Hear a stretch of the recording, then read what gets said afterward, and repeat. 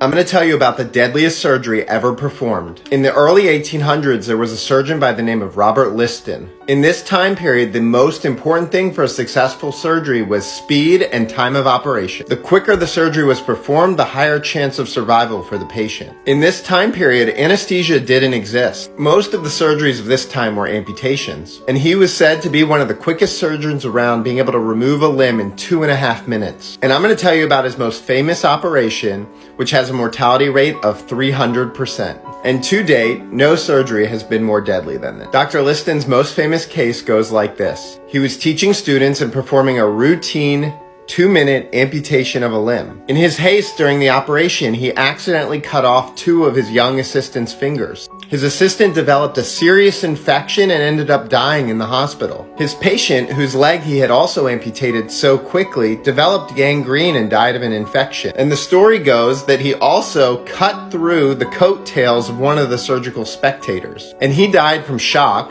which sounds like a heart attack. And to date, no surgery except this one has had a 300% rate mortality.